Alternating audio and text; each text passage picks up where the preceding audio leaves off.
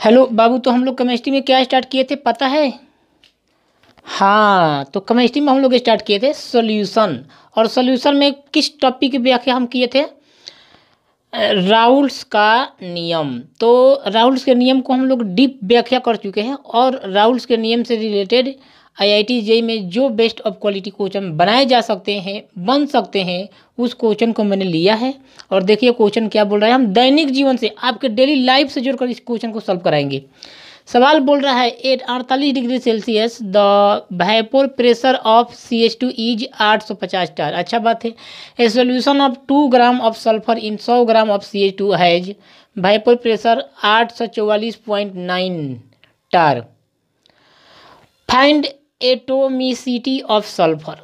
मतलब ये बोलने की कोशिश कर रहा है फाइंड एटोमिसिटी ऑफ सल्फर, मतलब सल्फर के कितने एटम इसमें रिएक्शन लिए थे। इस सॉल्यूशन में सल्फर के कितने एटम है। एटोमोसिटी का मतलब होता है कि उसके कितने अणु हैं, सल्फर के कितने अणु हैं। तो आप मुझे एक बात बताइए, जब ये CH2 शुद्ध अवस्था में था तो इसका वेपोर प्रेशर जो था 850 था। अच्छा बात है। लेकिन जैसे ही इसमें sulphur in 100 gram of CH2, 100 gram CH2 में हम लोग सल्फर घोल दिए, वो सल्फर क्या हो सकता है, S1 हो सकता है, S2 हो सकता है, S3 हो सकता है, डॉट डॉट डॉट SN हो सकता है। मतलब इसके कितने अणु को घोला गया है, ये सवाल में पूछ रहा है। तो आप हमें एक बात बताइए कि हम इसको प्रैक्टिकल, मतलब जब ये शुद्ध अवस्था में था, जब ये शुद्ध अवस्था में था, कौन? CH2 sulphur dioxide, carbon disulphide जो था शुद्ध अवस्था में था, तो इसका जो वेपर प्रेशर था 850 था। अच्छा बात है। जब ये घोल की अवस्था में आया तो 844.9 हेक्टर हो गया। अर्थात किसी भी घोल का शुद्ध अवस्था में जो वाष्प दाब होता है ना, वो मैक्सिमम होता है। जब वो घोल की अवस्था में आता है तो उसका क्या हो जाता है, न्यूनतम हो जाता है। आप एक बात बताइए, सपोज मैं आपको एक बात बताता हूँ।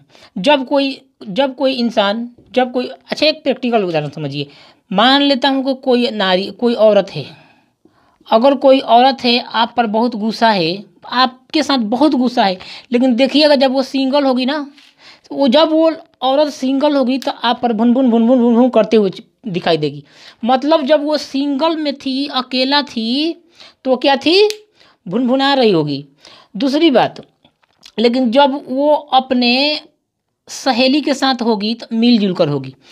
क्या आपने इसका प्रैक्टिकल एग्जांपल लिया? अर्थात मैं ये बोल रहा हूँ कि जब ये सिंगल थी, मतलब शुद्ध अवस्था में थी, तो इसका वेपोर प्रेशर, मतलब भुनभुनाहट क्या था, ज़्यादा था। लेकिन जब जैसे ही अपने सहेलियों के बीच में आई कि किसी के उसकी बड़ाई तो कभी अपना बड़ाई तो कभी उसकी बड़ाई, और इस प्रकार से उसका जो वेपोर प्रेशर मतलब वाष्प दाब होगा क्या हो जाएगा, कम हो जाएगा।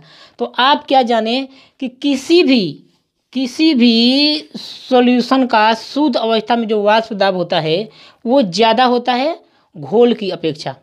दूसरी बात, इसका मतलब आप क्या समझे, मैं शॉर्टकट ये बोल सकता हूँ कि किसी भी इंसान का संस्कार बदल सकता है, उसके अंदर का स्वभाव कभी नहीं बदलेगा। आप देखिएगा, औरत को सिंगल छोड़ दीजिएगा, देखिएगा उसका वेपर प्रेशर ज़्यादा होगा, किसी के प्रति जलन भुनभुनाहट उसका ज़्यादा होगा। लेकिन जैसे ही वो दो या चार सहेलियों के बीच में आएगी, वो तालमेल करके कभी इसकी शिकायत, कभी उसकी शिकायत, कभी इसकी शिकायत। और ध्यान दीजिए, अगर जो 3-4 ग्रुप बनाकर आप दूसरे की शिकायत कर रहे हैं, उन चारों के हटते ही आपका शिकायत शुरू हो जाता है।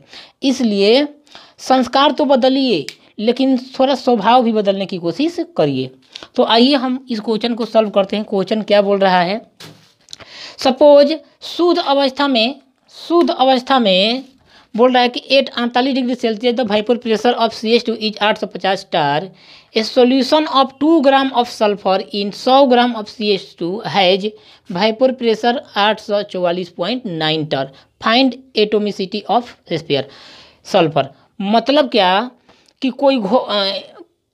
जब वेपर जो शुद्ध अवस्था में CH2 था, कार्बन डाइसल्फाइड था, उसका जो दाब था कितना था, 850। लेकिन सल्फर और CH2 का आपस में सॉल्यूशन बनाया जाता है। मैं आपको समझा देता हूँ, सपोज ये ऑप्शन देख लिया आप, 1 2 4 और 8 है। सपोज मैं आपको समझा दे रहा हूँ, सपोज यहाँ पर मैं ले लिया सल्फर, ये क्या है, ये सल्फर एटम है, प्लस ये क्या है आपका, ये CH2 है। मतलब जब ये शुद्ध अवस्था में था तो इसका वाइपर प्रेशर जो था 850 था, हाँ ना बोल। लेकिन जैसे ये सॉल्यूशन बन गया, इसका क्या बन गया, वाइपर प्रेशर कितना हो गया रे यार, 844। बोलना यार, कितना हो गया, 844 स्टार हो गया। तो मैं शॉर्टकट डायरेक्ट लिख सकता हूँ कि शुद्ध अवस्था में P0 का मान, पीनट का मान कितना हो गया, 850 स्टार हो गया, हाँ ना बोल। PS सॉल्यूशन की अवस्था में, घोल की अवस्था में क्या हो गया, 844.9 टार हो गया। समझ गया क्या? अच्छा, अब आप मुझे एक बात बताइए, जैसे ये सॉल्यूशन बन गया, वाष्प दाब का क्या होगा, अवनमन होगा, मतलब वाष्प दाब में क्या होगा, कमी होगा। और ये सॉल्यूशन अब 2 ग्राम ऑफ सल्फर, मतलब ये क्या है, 2 ग्राम, W1, ये क्या हो गया, W2 हो गया। घोल का भार ग्राम में, मतलब 2 ग्राम। और इन 100 ग्राम, W1 मेरा कितना हो गया भाई, 100 ग्राम, 100 ग्राम। अच्छा बात है। एंड M1 मेरा कितना हो गया, M1 मेरा कितना हो गया, तो आप बोलोगे कि सर M1 क्या है, घोलक का आणविक भार, मतलब सल्फर का 16, 16 का 32, 32 64, 64 और 12 76 ग्राम होगा। कितना होगा भाई, 76 ग्राम होगा। लेकिन M2 का मान नहीं दिया है, मतलब यही सल्फर का आणविक भार नहीं दिया है। अगर सल्फर का आणविक भार निकल जाता तो हम लोग पता कर लेते कि सल्फर के कितने एटम है। अब आप मुझे एक बात बताइए, कि अब इसका हम लोग वाष्प दाब का अपेक्षित अनुमान कैसे निकलता है, तो आसानी से हम लोग जानते हैं, फार्मूला से। क्या जानते हैं, तो देख लीजिए। फार्मूला होता है P0 minus PS by P0। PS बराबर W2 गुणे M1 बाई M2 गुणे W1। हाँ ना बोल यार, मैं आपको एकदम फार्मूला वाइज बिल्कुल आसान तरीक़े से सॉल्व करा रहा हूँ। P0 का मान कितना, 850 माइनस PS का मान 844.9 बटे कितना गया, PS का मान कितना, 844.9 बराबर W2 का मान कितना दिया, 2, और M1 का मान कितना गया, 76 बाई M2 का मान तो दिया नहीं, और W1 का मान कितना दिया है, 100 ग्राम। हाँ ना बोल यार। अब आप मुझे एक बात बताइए कि क्या मैं इसको सॉल्व कर सकता हूँ। 850 में आप 44.9 घटा दीजिए तो मेरा आएगा कितना, 5.1 आएगा। और 844.9 बराबर 2 गुणे 76 बाई M2 गुणे 100 ग्राम। अगर मैं यहाँ से M2 का मान निकाल लूँ तो आप सॉल्व करके देखिएगा, आएगा कितना, 352 ग्राम। कितना आएगा भाई, 352 ग्राम आएगा। समझ गया क्या? मतलब जो सल्फर का टोटल जो मेरा भार है ना, सल्फर का SN का जो टोटल मेरा भार है कितना है, 352 ग्राम।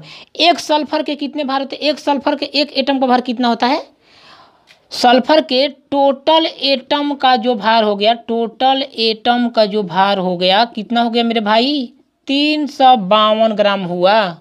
अब आप मुझे एक बात बताइए, आपसे पूछा है कि सल्फर के कितने एटम है, इसमें एटोमिसिटी पूछा है ना, तो एक सल्फर के परमाणु संख्या कितना, 16, 16 दूनी का 32। एक सल्फर के एटम का जो भार होता है 32 ग्राम होता है। और अब भाग लगा दीजिए, ये 8 बार में जाएगा, तो सल्फर के कितने एटम भाग लिए थे, 8, यानी ऑप्शन नंबर डी सही था। सवाल का आंसर जो था 8 था।